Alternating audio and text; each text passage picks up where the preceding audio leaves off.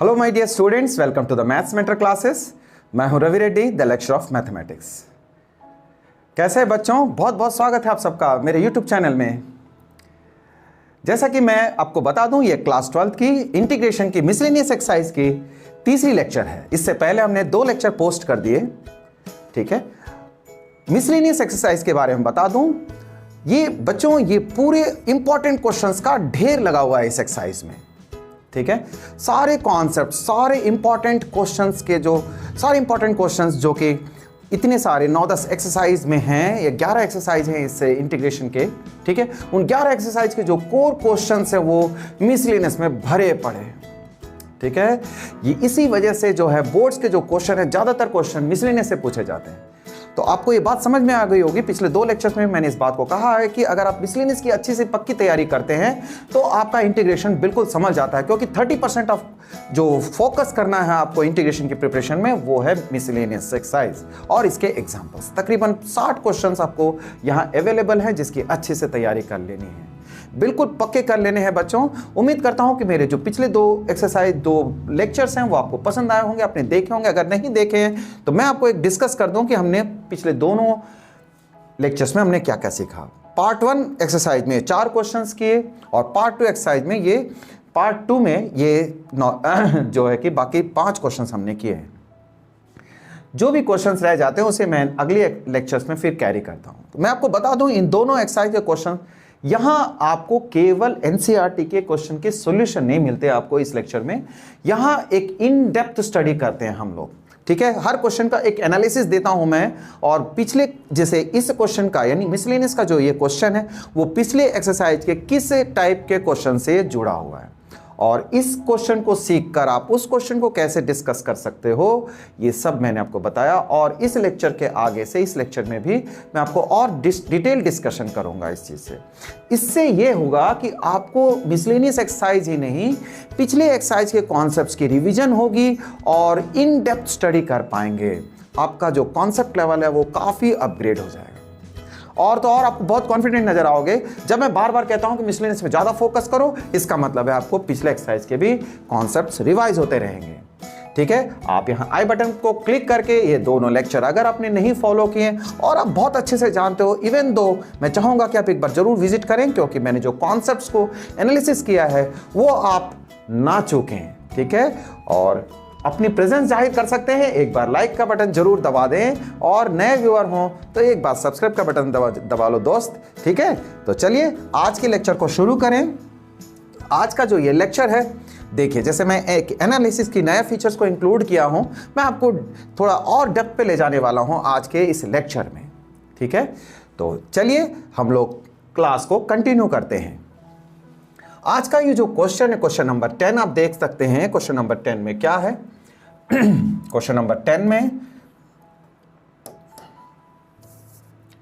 हमारे पास है साइन की पावर 8x अपॉन में 1 माइनस dx। चलिए ये क्वेश्चन देखा आपने, क्या कहता है? कुछ टिपिकल सी बातें देख रहे हैं ना। Typical questions needs a typical manipulation for NCERT miscellaneous exercise। ये एक कोटेशन याद रख लें, जो भी टिपिकल क्वेश्चन होंगे उसका मैनिपुलेशन थोड़ा अलग तरीके का होगा, इसी वजह से तो ये क्वेश्चन इंपॉर्टेंट है। आइए मैं आपको बता दूं, ऊपर a square minus B square का कॉन्सेप्ट लगेगा, ठीक है। ऊपर हम a square minus B square का कॉन्सेप्ट इस्तेमाल करेंगे, उसमें a माइनस बी और a प्लस बी की प्रायोरिटी मिलेगी, ठीक है। और दूसरा, हम 1 के प्लेस पे हम साइन स्क्वायर एक्स और कॉस स्क्वायर एक्स लिख पाएंगे, क्योंकि 1 होता है sign square x plus cos square x. ये 2 कॉन्सेप्ट इसमें हम अप्लाई करेंगे बच्चों। तो आप देख सकते हैं साइन 4x का होल स्क्वायर, कॉस 4x का होल स्क्वायर, 1 के जगह पे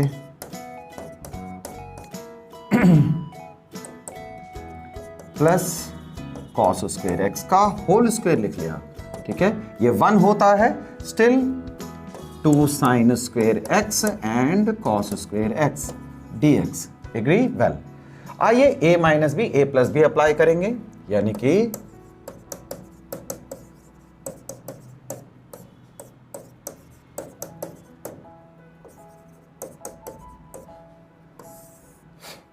नीचे A square A plus B का होल स्क्वेयर अप्लाई कर देते हैं, यानी फॉर्मूला खोल देंगे A square plus B square plus 2ab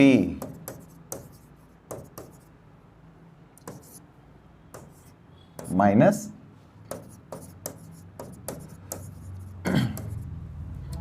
ये फर्दर पेनिट्रेशन होगी, फर्दर करेंगे इसे, है ना, कैसे, यानी साइन स्क्वायर एक्स का होल स्क्वायर और कॉस स्क्वायर एक्स का होल स्क्वायर समझते हुए बच्चों ये आगे बढ़ेगा, आप देखना, यानी ए स्क्वायर माइनस बी स्क्वायर का फिर से कॉन्सेप्ट लग जाएगा, साइन स्क्वायर एक्स माइनस का cos square x and sign square x plus का कॉस स्क्वायर एक्स, ए प्लस बी ए माइनस बी लग गया, एग्री। अच्छा अब आप देख सकते हो, ठीक है, आप देख सकते हैं 2 sine square x cos square x plus में है, 2 sine square x cos square x minus में है, तो बेटा ये कट गया, आपके पास क्या बचा नीचे, साइन स्क्वायर का स्क्वायर, वेल तो ये कैंसिल हो जाएगा, देखिए ये दोनों सेम टर्म है, कैंसिल हो गया, दिस बिकम्स 1, ये 1 हो जाएगा, तो आपके पास क्या बचा, आपके पास बचा है sign square x minus cos square x, ठीक, ओके, दिस बिकम्स 1। अच्छा आइए एक और माइनस कॉमन ले लें, माइनस कॉमन लेते हैं तो आपको ये मिलता है कॉस स्क्वायर एक्स माइनस का साइन स्क्वायर एक्स। तो आइए आगे बढ़ते हैं, क्या देखा हमने माइनस कॉमन लेने के बाद, आप ये चीज जानते हो cos 2x क्या होता है बेटे, cos स्क्वायर एक्स और माइनस का साइन स्क्वायर एक्स, तो देयरफॉर व्हाट वी गेट, अब ये चीज है तो इज इक्वल्स टू रन करते हुए माइनस, आप देखें पीछे हमने क्या देखा है, माइनस का cos स्क्वायर एक्स और साइन स्क्वायर एक्स, यानी इसके बदले में हम cos 2x अप्लाई कर लेंगे, ये cos 2x आ गया, ठीक है, तो देयरफॉर आई, ये तो सिंप्लीफिकेशन था, ये तो पूरी क्वेश्चन का सिंप्लीफिकेशन था, तो इंटीग्रेशन इसका करना हमें cos 2x dx है, क्या देखा आपने, ठीक है, ये क्वेश्चन था हमारे पास, इसको हमने सिंप्लीफाई किया, 2-3 कॉन्सेप्ट लगे, ए स्क्वायर माइनस बी स्क्वायर और ए प्लस बी का होल स्क्वायर, ठीक है, देख रहे हो ए प्लस बी का होल, ये दोनों अलजेब्रिक फॉर्मूले थे, और 1 के बदले में sign square x plus cos square x हमने अप्लाई कर दिया, ट्रिग्नोमेट्री से सिंप्लीफाई हो गई है, यहां तक पहुंचा, और ये cos 2x का फॉर्मूला है तो मैंने cos 2x बता दिया, तो उस क्वेश्चन को इंटीग्रेट करना हो तो हम इसे इंटीग्रेट कर लेंगे, और ये कितना आसान इंटीग्रेशन है, देखिए cos 2x का इंटीग्रेशन जो होता है वो sin 2x होता है, और x का जो कोफिशिएंट है यानी लीनियर टर्म है, तो x का कोफिशिएंट डिवाइड में जरूर आएगा, इसे ना भूलें आप, वरना नंबर गंवाएंगे, ठीक है, 1 नंबर तो जरूर एग्जामिनर नोच लेता है यहाँ से, ठीक है, तो x का जो कोफिशिएंट है वो 2 आप लिखना ना भूलें, क्योंकि इतनी मेहनत की तो आपको नंबर पूरे मिलने चाहिए, ठीक है, दैट्स गुड। तो ये क्वेश्चन हमने किया बेटा, नेक्स्ट क्वेश्चन में चलते हैं हम लोग, 11th क्वेश्चन के बारे में आपको मैं बताऊं कि ये बहुत बढ़िया क्वेश्चन है, आइए मैं आपको क्वेश्चन में बताता हूं कि इसके साथ क्या खास बात है। क्वेश्चन नंबर 11th में आप देखिए 1 में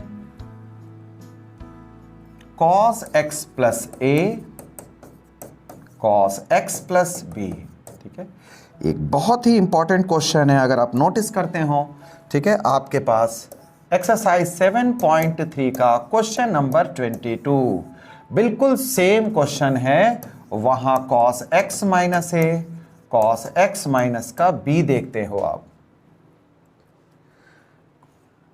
सेम क्वेश्चन सेम कॉन्सेप्ट, बिल्कुल सिमिलरली इसी तरह से डिस्कस करना है, आपको ये क्वेश्चन आता है तो इसका मतलब ये आता है, अगर ये नहीं आता है तो आप इसे देख लीजिए, आपको बिल्कुल सिमिलर अटेम्प्ट करना है, सेम मेथड लगना है, तो बने रहिए, बहुत अच्छा क्वेश्चन है, यहाँ आपको अच्छी जानकारी, इस क्वेश्चन को पूरा करने के लिए अच्छी जानकारी चाहिए बच्चों।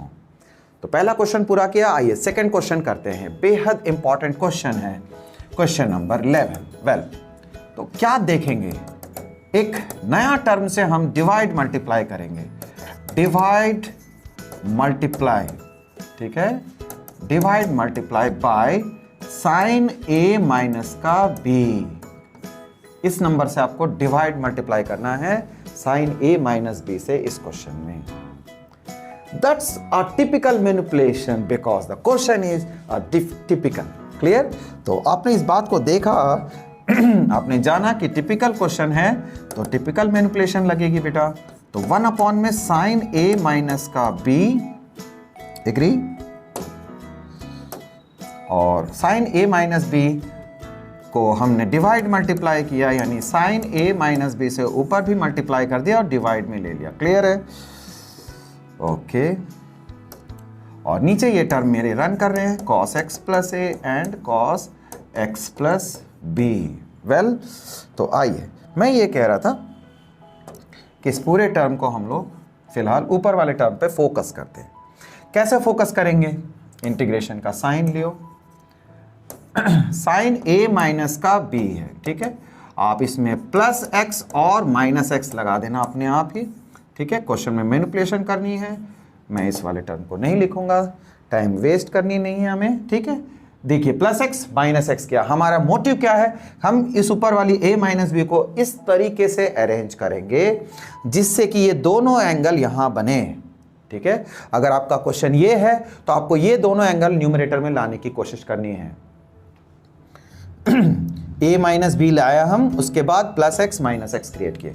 यहाँ sign a minus B constant है, ध्यान रखें, हम इस साइन ए माइनस बी को क्वेश्चन में आगे में बाहर लेके आने वाले हैं। ऐसे ऊपर नीचे तो हम वेरिएबल से भी मल्टीप्लाई कर सकते हैं, लेकिन यहां हमने कांस्टेंट से मल्टीप्लाई किया। कांस्टेंट क्यों? क्योंकि इसमें x नहीं है। आइए थोड़ी सी मैनिपुलेशन करेंगे। कैसे? साइन एंगल तैयार करें हम, x प्लस ए चाहिए, तो अब हम इसे x प्लस ए लिख लेते हैं, और माइनस एक्स माइनस का बी, यानी माइनस का x प्लस बी लिखा जा सकता है। आप देखिए ये वाली टर्म आ जाएगी जब आप इसे ऐसा लिखेंगे। तो ये ध्यान रखने वाली बात है, you have to take care, ये चीजें आपको नोटिस में करना है बेटा, ठीक है। यहां आपको इस बात को ध्यान रखना है, ठीक है ना, you have to take care, you have to take care, ठीक। चलिए तब आगे बढ़े हम। नीचे जो टर्म है वो तो चली आ रही है उसी तरह से। अब जब आपने इस चीज को ऐसा देख लिया है तो आपके लिए ये एक एंगल ए बना और दूसरा एंगल बी बनता है, तो साइन ए माइनस बी का फॉर्मूला ये अप्लाई होगा। साइन ए माइनस का b is equals to sine ए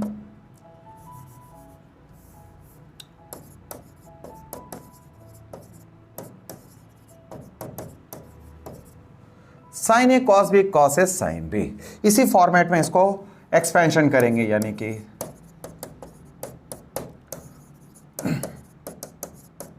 ए और बी लिख लिया मैंने, minus cos x plus a into में sine x plus b, agree.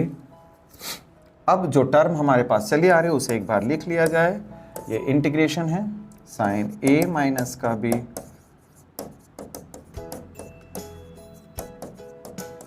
Now we have to do one thing. क्या है ये? अब इस एलसीएम को हम स्प्लिट कर देंगे दोनों में अलग अलग। इस कांस्टेंट को बाहर ले आते हैं इंटीग्रेशन से, क्लियर। यानी कि 1 अपॉन में साइन ए माइनस बी, ये तो कांस्टेंट है, कोफिशिएंट है, बाहर आ जाएगा, ठीक है। वेल, अब इस पे हम लोग अगर डिवाइड करते हैं ये दिखेगा इस तरह।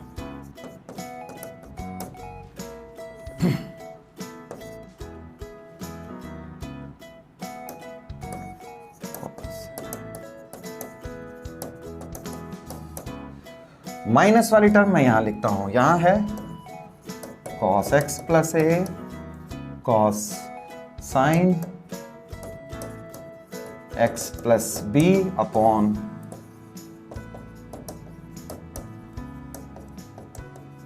तो बच्चों हमने दोनों को एलसीएम को स्प्लिट कर दिया है।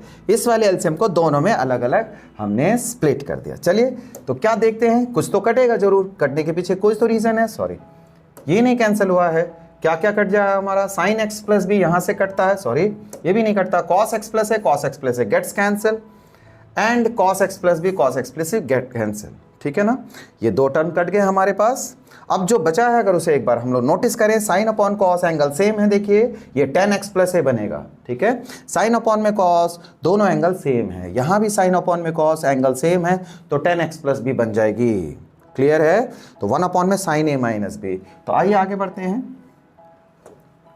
I is equals to 1 upon में साइन ए माइनस का बी। क्या है हमारे पास इंटीग्रेशन में? tan x प्लस ए, ठीक है, minus tan x plus b, agree, और ये dx आ गया, क्लियर। ये दोनों टर्म हम देखे हैं।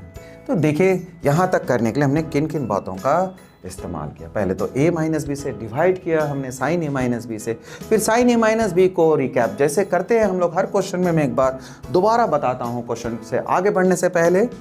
अब दोनों इस a माइनस बी को अरेंज किया किस तरीके से, दोनों एंगल के फॉर्मेट में। उसके बाद साइन का फॉर्मूला खोल दिया, उसके बाद हमने एलसीएम को डिवाइड करके 10 हासिल किया बच्चों। 10 हासिल करने से देखिए ये आया हमारे पास। इंटीग्रेशन में 10 का फॉर्मूला है, क्या है वो, 10x dx का इंटीग्रेशन होता है log of sec x। Clear? तो ये फॉर्मूला अगर हमारे पास है तो we will apply to this. 1 upon में साइन a माइनस का b, क्लियर, ये आता है log sec x माइनस का sine x plus sec x plus a का magnitude minus log sec x plus b का मैग्नीट्यूड, ठीक है। और plus constant of integration c देना ना भूलें, c जरूर देना चाहिए, ठीक है। कभी कभी सीरियसली अगर मिस्टेक हो गई तो यहाँ कुछ वैसे दिक्कत नहीं है। आइए हम ये भी जानते हैं बच्चों कि log m minus log n की property, clear, log m minus log n की जब प्रॉपर्टी लगती है तो लिखते क्या है उसे, log m बाई n लिखते हैं, है ना। तो ठीक इसी तरह से यहां हम लोग i is equals to 1 upon में sine a minus b log m minus log n log of sec x plus a and sec x plus b को हम मॉडुलस के अंदर दिखा सकते हैं प्लस दिस इज देयर। ये क्वेश्चन का इंटीग्रेशन पूरा हुआ। अब सेक को कॉस में लिखना हो तो एंगल को यानी रेशियो रिवर्स हो जाएंगे, ऊपर cos x प्लस बी बनेगा और नीचे cos x प्लस ए आ जाएगा। तो ऐसा भी कर सकते हैं, आंसर जिस फॉर्मेट में छोड़ना चाहें। तो एक बहुत बढ़िया क्वेश्चन था, उम्मीद करता हूं आपको ये क्वेश्चन समझ में आ गया होगा। 2 क्वेश्चन के बाद तीसरा क्वेश्चन देखते हैं। इसमें देखिए एनालिसिस लिखा मैंने, आपको बहुत कुछ बताने वाला हूं, ठीक है। अगर बहुत कुछ बताने का मतलब यह है कि अगर आप नोटिस करें, देखिए 7.4 के कुछ क्वेश्चंस हैं बच्चों, 7.4 के कुछ क्वेश्चंस हैं। अगर आप देखते हो तो ये क्वेश्चंस इस क्वेश्चन के साथ हम लोग डिस्कस करने वाले हैं। आइए सबसे पहले लिखूं कि ये क्या है। 12th is equal to 12th question. 12th question में हमारे पास क्या है, x cube upon under root 1 minus x की पावर 8 dx, ठीक है। पहले क्वेश्चन सॉल्व करेंगे, फिर उसके बाद उसमें हिंट दूंगा मैं उन क्वेश्चनों का। अगर आप वो जानते हैं तो आपको बहुत आसानी से समझ में आने वाला है। कॉन्सेप्ट ये है कि पुट करना है आपको, पुट करना है, put the half of the exponent of x as t। ये तरीका होता है इन जनरल, ठीक है। x पर जो पावर दे रखा है, x पे जितनी पावर है उसका आधी पावर को आप t लेट करते हो इन जनरल ऐसे क्वेश्चनों में, ठीक है। Put the half of the coefficient, half of the exponent of x, यानी जो पावर है x की उसके आधी पावर को आप लेट करोगे। यानी यहां अगर मैं आपको समझाऊं पहले क्वेश्चन, x का क्यूब अंडर रूट, अब ये क्वेश्चन आपको बहुत अच्छा से समझ में आएगा। देखिए ये चीज x की पावर 4 का स्क्वायर लग गया। अब आप पुट कर लीजिए इसको, x4 को अगर आप t लेट करेंगे बेटा तो डिफरेंशिएट यदि करते हो, ठीक है, with respect to t 4x cube and dt by dx, this gives you x cube dx की जो वैल्यू है वो 1/4 dt आ जाएगी। नाउ इस 1/4 dt को आप क्या करने वाले हैं, पुट कर देंगे i is equals to 1/4 dt integration में, और नीचे क्या है आपके पास अंडर रूट 1 माइनस का टी स्क्वायर, ठीक है, under root 1 minus t square. तो इससे क्या देखते हो, 1/4 आपने बाहर देखा। एक बहुत आसान क्वेश्चन है ये, आसान फॉर्मूला है। आप जानते 7.1 में इस्तेमाल हुआ ये क्वेश्चन, ये फॉर्मूला, और ये 7.4 में भी बहुत ज़्यादा इस्तेमाल होता है। 7.1 से यानी बहुत पहले से हम जानते हैं कि इस तरह का जो फॉर्मूला है वो साइन इनवर्स में जाता है, आप उसको देख सकते हो, यानी under root 1 minus x square dx is equals to sine inverse का x होता है बच्चों। तो आप यहाँ लगा देना, ठीक है, आप अपने क्वेश्चन में आप अप्लाई कर सकते हो। और 1/4 साइन इनवर्स का t और प्लस c, और t की वैल्यू पुट करना ना भूलें, t की वैल्यू जो है वो x4 होती है plus c। In that way we did this question, हमने कर लिया इस क्वेश्चन को। क्या जानना चाहते हैं, क्या कॉन्सेप्ट है इस क्वेश्चन का, क्या एनालिसिस है? बेटे न्यूमरेटर को आप गौर करें, न्यूमरेटर में अगर अक्सर 1 होता है, 7.4 में काफ़ी सारे क्वेश्चन हैं इस तरह क्वेश्चन में, कई बार न्यूमरेटर में 1 होता है, लेकिन यहाँ 1 नहीं है, इसलिए हमने डिनोमिनेटर की ऐसी लेटिंग करी जिससे न्यूमरेटर भी आ जाए हमारा डिफरेंशिएशन के बाद, यानी ये वो एडजस्ट हो जाए, डेरिवेटिव जो है वो उसका अरेंज हो जाए उसके अंदर में। हमने x की पावर 4 को t लेट किया इस क्वेश्चन में, इससे ये क्वेश्चन बन गया। बट आइए जरा इस क्वेश्चनों को देखें हम लोग, ठीक है? अगर आप इस क्वेश्चन को देखते हैं, इस क्वेश्चनों में क्या है, इन क्वेश्चनों में क्या है, इससे पहले मैं आपको ये बताऊं कि ये स्टैंडर्ड इंटीग्रल्स, ये एक बहुत इंपॉर्टेंट कॉन्सेप्ट है। 7.4 के जो फॉर्मूले हैं बेटे, ये आपको बिल्कुल रटे हुए होने चाहिए। जब भी सीबीएसई से गाइडलाइंस आती हैं टीचरों को, तो उसमें ये कहा जाता है कि स्टूडेंट्स इन फॉर्मूले की समझ नहीं रखते, इस फॉर्मूले को याद नहीं करते, इन फॉर्मूले की गलत अप्लाई करते हैं।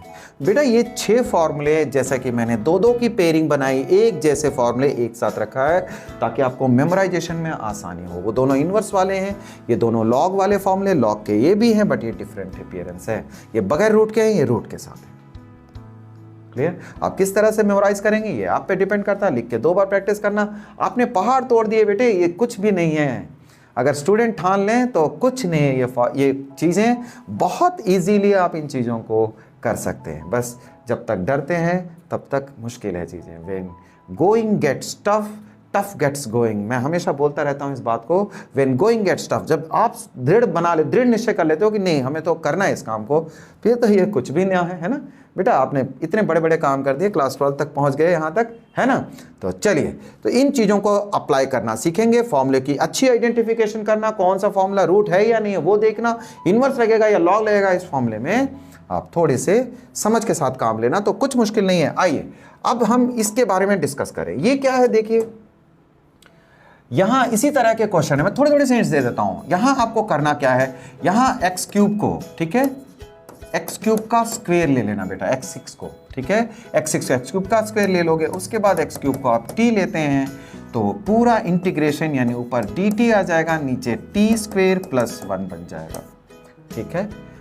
इस तरीके से करने पर ये 1/3 भी आएगा, एक्स क्यूब का 3x², 3x² होता है, नो 3 dt, ये आई मीन कि ये नहीं आएगा, है ना, 3x² दे रखा है तो ये tan इनवर्स t बन जाएगा बेटा। इट्स ओके ना? वेल, आइए यहां पर आपको करना क्या है, यहां पर आपको करना है x² को t लेना है, क्योंकि x की पावर 4 x² को t लोगे तो 2x dx = dt आएगा, यानी कि ये x dx देखिए अरेंज हो जाएगा इसमें, यानी x वाली टर्म अरेंज हो जाएगी। फिर 2 के कोफिशिएंट यानी x² का यानी t² का जो कोफिशिएंट 2 है उसे आप कॉमन ले लेना, तो फिर ये बन जाएगा, इन्हीं 3 फॉर्मूले में से किसी एक से बन जाएगा। क्लियर? वेल, आइए यहां पर अगर नोटिस करते हो ये भी क्लियर कट है, x³ का स्क्वायर है ये, और फिर x³ को अगर आप t लेट करते हैं तो ये ऊपर बन करके ये dt आएगा ये, ठीक है, और ये 1/3 1 - t², ठीक है, 1 - t²। तो ये फॉर्मूला लगेगा आपका कौन सा, a² - x² dx, यानी 1/2a log x - a upon x + a वाला फॉर्मूला लग जाएगा। एग्री? फॉर्मूले की आइडेंटिफिकेशन, सॉरी, a² - x² है तो आपको यहां पर, ठीक है, 1/2a के बाद a + x, ठीक है, a + x और a - x का फॉर्मूला लगेगा प्लस से। तो आप इसमें कहीं भी चूक नहीं होनी चाहिए आपसे, बी केयरफुल अबाउट इट, ठीक है। a² - x² जब कभी भी हो तो आप इस तरह का फॉर्मूला अप्लाई करें, ठीक है। x² - a² हो तो फॉर्मूला बदल जाता है थोड़ा सा। यहां आप देख सकते हो x³ को आपने t लेना है बच्चों, x³ को t लोगे तो फिर इस तरह से ये इंटीग्रेशन जो है वो 1/3 dt, और आप देख सकते हैं t का स्क्वायर और a³ का स्क्वायर, है ना, ये भी लॉग वाले फॉर्मूले में बन जाएगा। तो इस तरह से आप देख सकते हो कि ऐसे क्वेश्चंस को आप कनेक्ट करते हुए थोड़ा सा रिवीजन करें तो ना केवल आपकी स्टडी और आपकी लर्निंग अच्छी होगी, आपका रिवीजन जो है वो बरकरार रहेगा। हमेशा पढ़ते पढ़ते रिवाइज करेंगे और बहुत अच्छी अंडरस्टैंडिंग, क्वेश्चन देखा कि नहीं तड़ से उसका आंसर दिया, ठीक है। तो इससे बनता है कॉन्फिडेंस ग्रोथ होती है आपकी। कॉन्फिडेंस ग्रो होगा तो नए क्वेश्चन भी आप सॉल्व करने से नहीं डरोगे कभी भी। ठीक है, उम्मीद करता हूँ आपको ये कंपैरिजन, इस तरीके का जो कॉन्सेप्ट कराना है आपको अच्छा लगा होगा, पसंद आया होगा, समझ में आ रहा होगा। आइए बेटे क्वेश्चन नंबर 13 और 14 की बारी है। क्वेश्चन नंबर 13 में हम देखते हैं क्या है। ये एक बहुत सिंपल सा क्वेश्चन है। ठीक है, क्वेश्चन नंबर 13 ना, इस क्वेश्चन में हम पुट कर लेंगे i e की power x is equals to t। e की पावर x को इसका डिफरेंशिएशन करने पे x का ex ही मिलता है, ये dx नीचे से आएगा, ये dt मिला आपको। तो i is equals to integration में 1 अपॉन में t plus 1 and t plus 2 of course, और ये dt साथ में। आप इसे दो तरीके से देख सकते हो बच्चों। इस तरह के क्वेश्चन को आप जब मल्टीप्लाई कर लोगे तो ये 7.4 में चला जाएगा। जब आप इसे मल्टीप्लाई करोगे तो you will get like this, T square plus 3t plus 2। ठीक है, कंप्लीटिंग स्क्वायर मेथड से आप जैसा कि जानते हो उसमें 7.4 में कंप्लीटिंग स्क्वायर मेथड से हम लोग इस क्वेश्चन को सॉल्व करते हैं। और 7.5 के तरीके से a अपॉन में t प्लस 1 और b अपॉन में t प्लस 2 के नज़रिए से इस क्वेश्चन को पूरा कर सकते हैं। तो आइए मैं 7.5 वाले मेथड को अप्लाई कर लेता हूँ। 1 अपॉन में t plus 1 and t plus 2, दोनों से सेम आंसर आना चाहिए आपका, t प्लस 1 t प्लस 2। ठीक है, अगर एलसीएम को पूरा करें हम, t प्लस 2, मैंने क्या किया, क्रॉस मल्टीप्लाई कर दिया या एलसीएम लीजिए, एक ही बात है। कंपेयर करेंगे कोफिशिएंट को तो t के साथ यहाँ a प्लस b मिलना है और 2a प्लस b आ जाएगा। यानी कुल मिला के मैं आपको बता दूं, यहाँ a की वैल्यू 1 और b की वैल्यू -1 आप देख सकते हैं। ठीक है, a की वैल्यू 1, t प्लस 2 माइनस में माइनस t कट जाएगा, यस इट इज देयर, यही आएगा। Therefore i is equals to, ठीक है, i इज इक्वल्स टू, इस इंटीग्रेशन को हम आगे पूरा कर सकते हैं, यानी कि a अपॉन में, यानी कि a की वैल्यू 1, ठीक है, t प्लस 1 और b की वैल्यू -1 आई, ये t प्लस 2 dt है ना। एग्री? वेल, तो अब तो ये तो बहुत ही सिंपल हो गया, यानी कि log के साथ ये t प्लस 1 देगा माइनस log के साथ ये t प्लस 2 प्लस इंटीग्रेशन का कांस्टेंट c दे सकते हैं आप, और ये log में मॉडुलस में आ जाएगा t प्लस 1 और ये t plus 2, log m minus log n का फॉर्मूला हमने ले लिया। गुड, तो ये क्वेश्चन हमने यहाँ से सीख लिया बेटे। एक बहुत अच्छा क्वेश्चन था, हमने देखा एक सिंपल, बट कभी कभी स्टूडेंट काफ़ी पजल हो जाते हैं ऐसे क्वेश्चनों में। बोर्ड्स का ये कभी मतलब नहीं होता कि हमेशा मुश्किल क्वेश्चन आते हैं, क्वेश्चन तो आसान होते हैं, जब स्टूडेंट से नहीं बना तो वो भी मुश्किल हो गया उसके लिए। क्लियर? तो मैं कहना चाहता हूँ आप क्वेश्चंस को बार बार विजिट करते रहें, यानी बहुत सारे जब क्वेश्चन होते हैं आपको आइडेंटिफिकेशन होनी चाहिए, क्वेश्चन को आइडेंटिफाई करें, रिकॉग्नाइज करें ये किस टाइप का क्वेश्चन है। अगर टाइप आपको समझ में आ गया तो फिर क्वेश्चन बन ही जाता है इंटीग्रेशन में। देखिए ये 14th क्वेश्चन जो है बिल्कुल नया कॉन्सेप्ट का क्वेश्चन है, बिल्कुल अलग किस्म का क्वेश्चन है।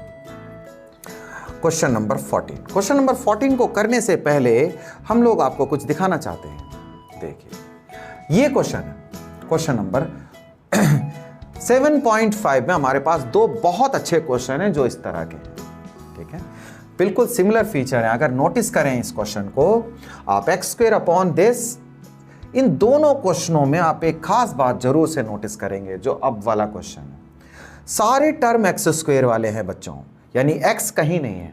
जब भी कोई एक्सप्रेशन आया, कोई टर्म आया तो x² के साथ आया। तो x² के साथ जब कभी भी आता है तो कैसे करेंगे हम इन क्वेश्चनों को। ये दो क्वेश्चन किस तरीके से सॉल्व होते हैं। एग्जाम्पल 14 में आप देखें ये क्वेश्चन को किस तरह से सॉल्व करेंगे। मैंने कहा सारे टर्म अगर x² वाले हों तो उसमें x² की वैल्यू y डाल देना। ठीक है, y लेट कर लेंगे, टेम्पोरली y लेट करेंगे, क्योंकि इस तरह के क्वेश्चन में केवल पार्शियल फ्रैक्शन जब तक पूरी नहीं होती, पार्शियल फ्रैक्शन पूरी करने के लिए x² को y लेट कर लेते हैं। तो y जब लेट करेंगे तो देखिए ये टाइप 1 के क्वेश्चन में आ गया, पार्शियल फ्रैक्शन का टाइप 1, यानी non repeated linear factor. Non repeated linear factor में a अपॉन में y प्लस 1, b अपॉन में y प्लस 4 लेट कर लिया हमने। ठीक है, उसके बाद आप क्या करेंगे, जैसे पार्शियल फ्रैक्शन कंप्लीट हो जाएगा फिर a और b की वैल्यू पुटअप कर देना। इसमें a और b की वैल्यू निकालना हम सीख चुके हैं पीछे, a और b की वैल्यू। क्या बताया मैंने, इस तरह का जब भी यानी सारे टर्म अगर एक्स स्क्वायर वाले हों तो एक्स स्क्वायर को वाई लेट करते हुए पहले पार्शियल फ्रैक्शन पूरी करेंगे और पार्शियल फ्रैक्शन पूरी होने के बाद वापस हम लोग इस क्वेश्चन को इस तरीके से कर लेंगे, जो फॉर्मूला जो मांगता है वो फॉर्मूला अप्लाई कर लेंगे। आइए पीछे देखते हैं इसी तरह का और भी बढ़िया बहुत इंपॉर्टेंट क्वेश्चन है बेटे, ये बहुत ज्यादा इंपॉर्टेंट क्वेश्चन है, वेरी वेरी इंपॉर्टेंट। देखिए सारे टर्म एक्स स्क्वायर वाले में है ना, तो आप क्या करोगे, y पुट कर लोगे, एक्स स्क्वायर को y ले लिया हमने, y के बाद हमने मल्टीप्लाई करके ये समझा कि ये दोनों की डिग्री सेम है, तो एक्चुअल डिवीजन अप्लाई किया हमने, एक्चुअल डिवीजन लगा दिया, एक्चुअल डिवीजन लगाएंगे। ठीक है, मैं इस क्वेश्चन को फिर से बताऊंगा आपको जब इस एक्सरसाइज के क्वेश्चन करेंगे हम लोग। एक्चुअल डिवीजन अप्लाई किया हमने, एक्चुअल डिवीजन में क्या करेंगे, डिवाइड करने के बाद आपके पास टर्म ऐसा बनता है, और जब ऐसा टर्म बन गया तो आप क्या करोगे, फिर इसे पार्शियल फ्रैक्शन में अलग से अप्लाई करोगे, यानी कि इस वाले टर्म को हम लोग पार्शियल फ्रैक्शन से सॉल्व करेंगे।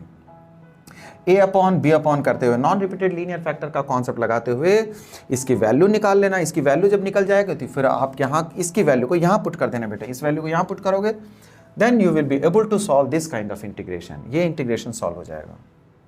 ठीक है, अगर ये बात आपको समझ में आ गई है, यानी एक्स स्क्वायर की वैल्यू y पुट करनी है, ये बात आप फॉलो कर रहे हैं बेटा, तो अब आइए ये क्वेश्चन देखेंगे जो हमारा क्वेश्चन है। क्या है ये, x square plus 1 x square plus 4, okay, put कर लीजिए x square is equals to y, थोड़ी देर के लिए y ले लेंगे इसे, है ना, y ले लेंगे, तो व्हाट इट विल बी, पहले पार्शियल फ्रैक्शन कर लें, तो y plus 1 and y plus 4, तो a अपॉन में y प्लस 1 आ जाएगा, b अपॉन में y प्लस 4, यानी मतलब ये है कि इसको टेम्पोरली थोड़ी देर के लिए हम y मान लेते हैं, सो दैट कि हम पार्शियल फ्रैक्शन से पहले से सिंप्लीफाई कर लेंगे। तो a अपॉन में इतना, b अपॉन में इतना ले लिया, अब हमने 1 के साथ अगर ट्रीटमेंट करेंगे तो यहाँ y प्लस 4 आएगा, by प्लस 1, आप देख सकते हैं यहाँ y के कोफिशिएंट में a प्लस b और 4a plus b is equals to 1। ठीक है, कंपेयर करेंगे coefficient of y and constants from both sides. ठीक है, दोनों तरफ से कर लेते हैं, तो a प्लस b की वैल्यू तो बेटा 0 है क्योंकि y वाली टर्म यहाँ है ही नहीं। ठीक है ना, अब 4a प्लस b की वैल्यू 1 है। अगर आप इन दोनों को सॉल्व करना चाहते हैं, अगर माइनस करें तो ये कैंसिल हो जाएगा, माइनस का 3a इज इक्वल्स टू -1, यानी a इज इक्वल्स टू 1/3 और b की वैल्यू आप देख सकते हैं माइनस का 1/3 आएगा। a और b जब आ गया हमें तो यहां हम पुट कर लेंगे, आइए पुट करते हैं। ठीक है, a और b की वैल्यू यानी 1 अपॉन में y plus 1 y plus 4 is equals to 1/3 y plus 1 minus 1/3 y plus 4, agree. अब आप रिप्लेस कर देंगे, therefore i is equals to 1 upon में यानी 1/3 y प्लस 1 के बदले में एक्स स्क्वायर प्लस 1 ले लीजिए और माइनस 1/3 के बदले में आप रिप्लेस कर दिया मैंने y is equals to x square, यानी यही एक क्वेश्चन की खास बात है। जैसे अक्सर पूरी इंटीग्रेशन में जब भी हम लेट करते हैं तो बेटा डिफरेंशिएट जरूर करते हैं, तो ये लेटिंग वो नहीं है, ये लेटिंग सिंपली पार्शियल फ्रैक्शन को लेट करने के लिए, इसलिए आपको याद रखने के लिए यहाँ x square is equal to y let किया गया। अक्सर हम टी लेट करते हैं तो डिफरेंशिएट करते हैं, यही ना, तो हमने y बराबर एक्स स्क्वायर ले लिया। अब आइए इसका इंटीग्रेशन हो जाएगा, ये रहा एक्स स्क्वायर प्लस 1 माइनस का 1/3 और ये रहा एक्स स्क्वायर प्लस 4 और इस तरह से 1/3 tan इनवर्स का x आया और ये माइनस का 1/3 और ये 1/2 tan इनवर्स x/2 आएगा प्लस c एक कांस्टेंट। यूजिंग फॉर्मूले को जरूर से मेंशन करना होता है, 1 upon a square plus x square dx is equals to this. ठीक है, इस तरीके से हम लोग इस क्वेश्चन को पूरा किए बच्चों। ठीक है, तो आज की क्लास में हम लोगों ने क्या क्या सीख लिया, देखिए 2 क्वेश्चन ड्यू रह गए, ये 2 क्वेश्चन अगली क्लास में मैं अगली लेक्चर में करा दूंगा। ठीक है, अगले लेक्चर में ये दोनों पोस्ट होंगे, उसी तरह से जैसे एक आध क्वेश्चन कोई भी रहता है तो उसको मैं अगले लेक्चर में इंक्लूड कर लेता हूँ। उम्मीद करता हूं कि जो भी कॉन्सेप्ट्स हैं, जो भी मैंने रिवीजन प्रोसेस या कंपैरिजन का प्रोसेस अपनाया वो आपको अच्छा लगा होगा, आपको कोई ना कोई खास बात जरूर सीखने को मिलेगी मेरे कभी भी किसी भी लेक्चर को आप फॉलो करते हैं तो। ठीक है, और इतनी अच्छी टेक्नोलॉजी को हम लोग ज़्यादा से ज़्यादा नॉलेज और अच्छी स्टडी को, अच्छी लर्निंग को सीखने के लिए लगाएं, तो बहुत बढ़िया बात हो सकती है। उम्मीद करता हूँ आपको ये चीज़ पसंद आई होगी लेक्चर को। अगर लेक्चर पसंद आई हो तो ज़रा लाइक कीजिए, ठीक है, और चैनल में नए हो तो एक बार सब्सक्राइब जरूर करना और शेयर जरूर करें अपने दोस्तों में। तो मिलते हैं अगली वीडियो में, अगली लेक्चर में आपसे। उम्मीद करते हैं तब तक आप लोग अच्छी प्रैक्टिस के साथ बिल्कुल परफेक्ट हो जाएंगे। Be confident about your self. God bless you, all the best.